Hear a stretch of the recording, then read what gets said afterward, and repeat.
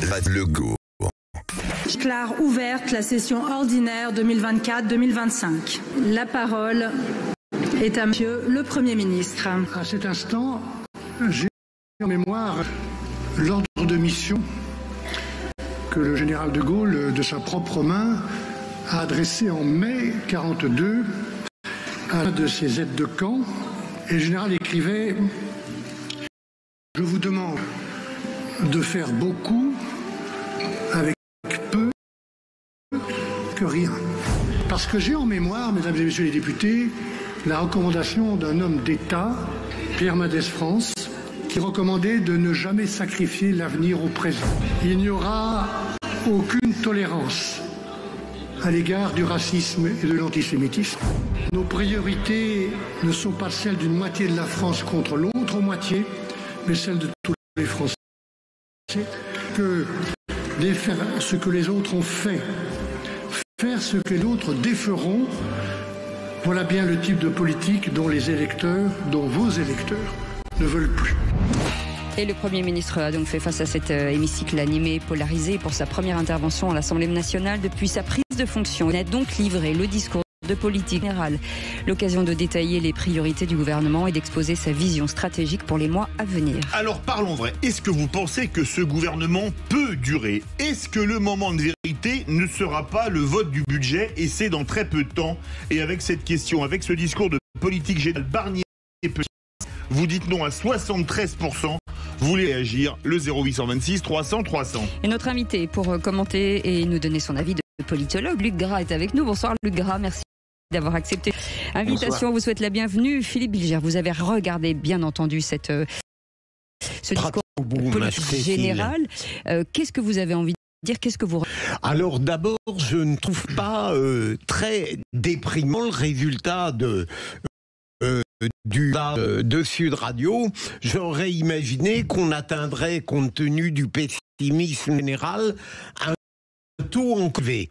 Donc il y a un peu d'espérance. Deuxième élément, j'ai dit tout à l'heure à quel point je trouvais que c'était un discours de politique générale honorable qui a trouvé une voie de juste milieu, intelligente, à mon sens, le risque de l'eau tiède et le risque de la provocation.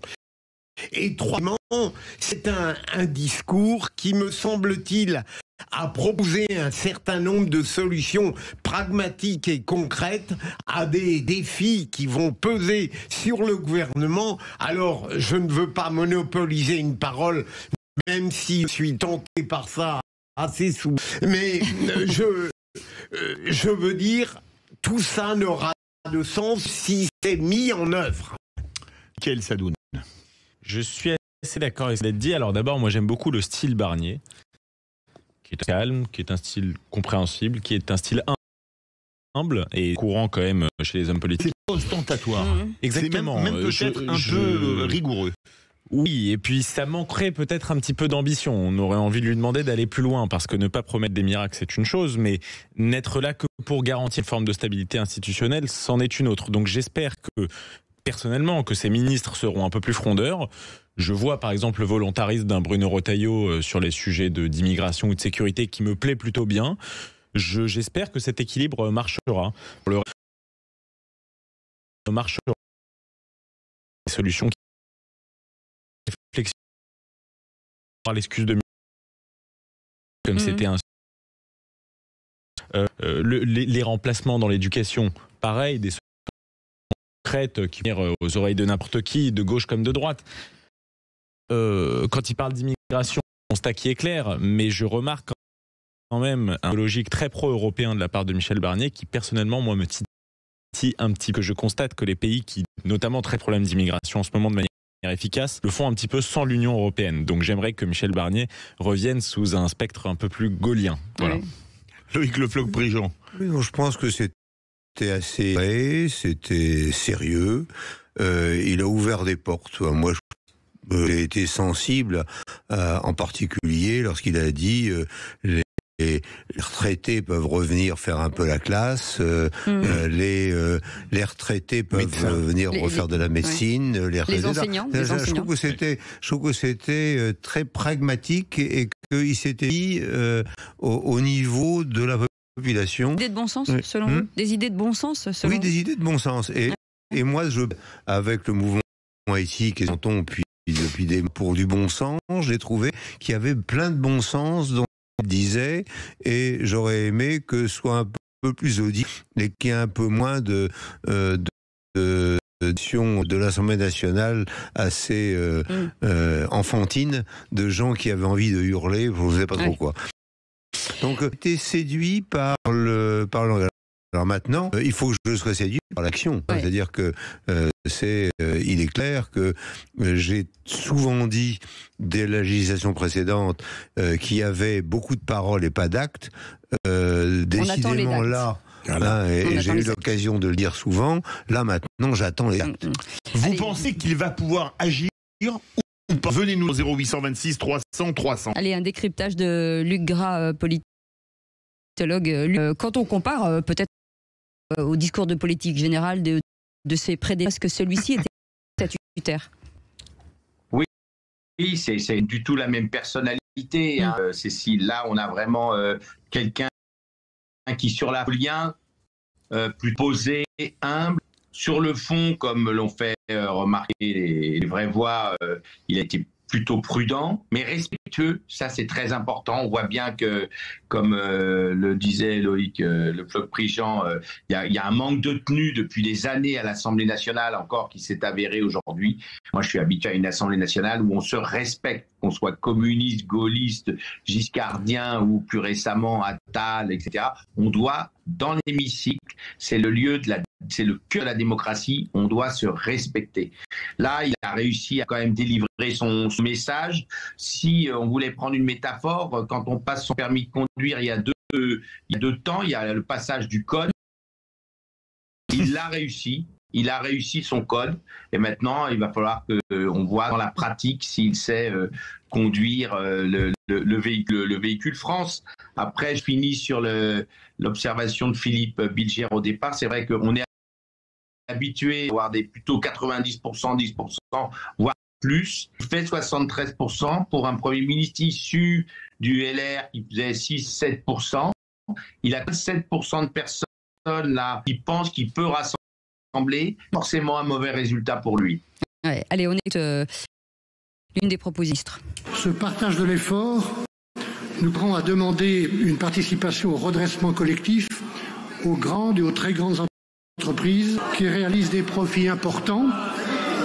Nous le ferons sans remettre en cause notre compétitivité.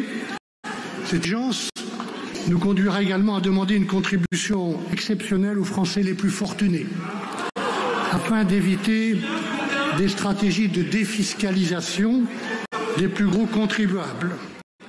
Alors, qu'est-ce que ça veut dire? Parce que c'est très flou, une taxation des grandes entreprises, ça va être une taxe sur les super profits, mais qu'est-ce qu'un super profit?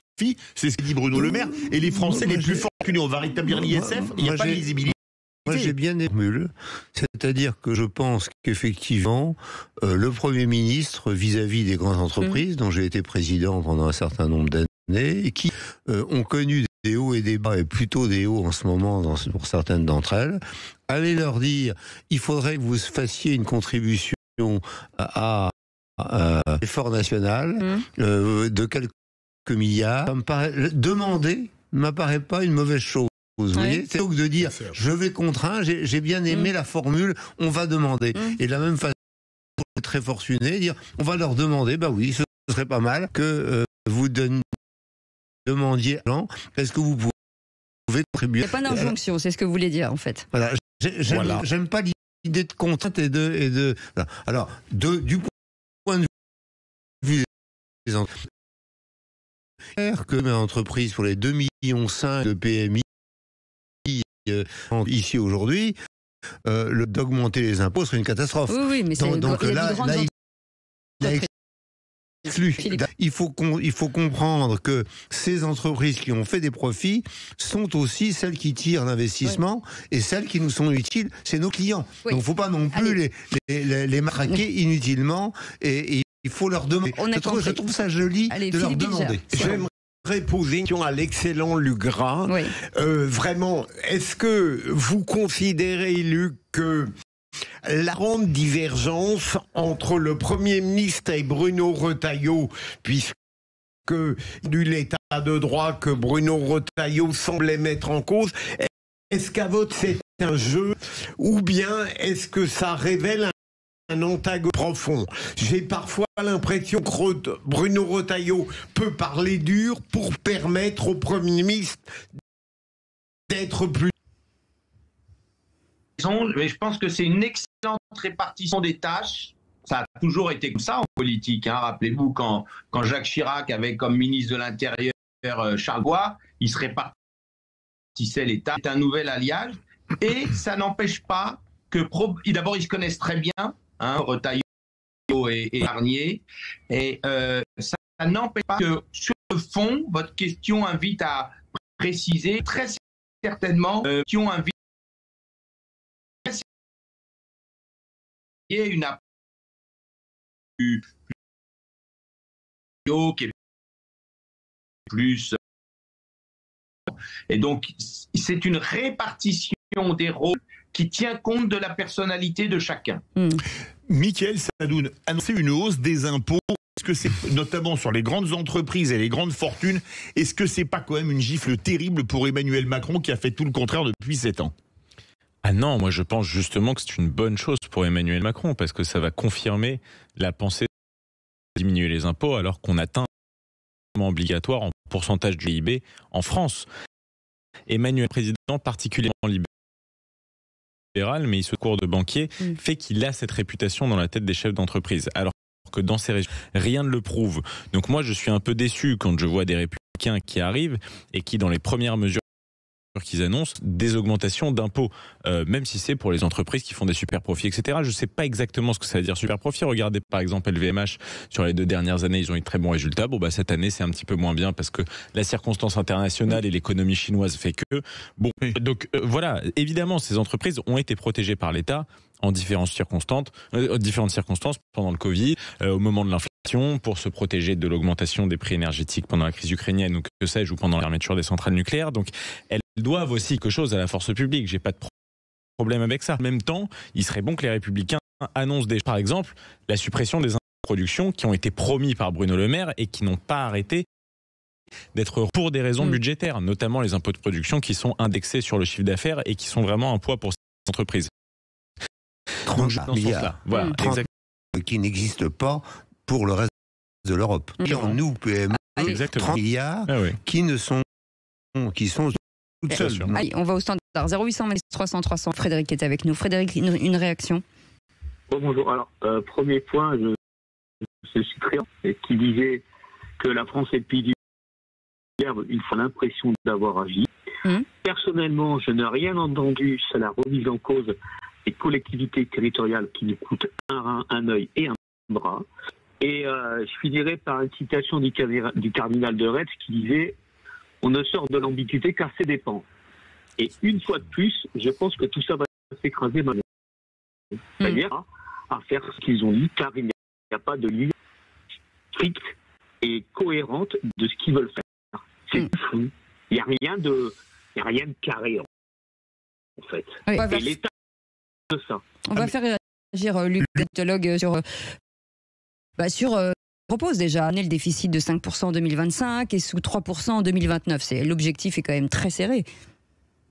Oui, alors c'est assez amusant que finalement, vous savez, c'est souvent en politique. C'est-à-dire que les réformes sur le capital, etc., c'est souvent la droite qui... Et puis parce que simplement les objectifs type d'équilibre financier et la responsabilité de la pratique gouvernementale qui l'impose, ça ne me choque pas qu'il y ait des participations assez normales. Les comptes de Michel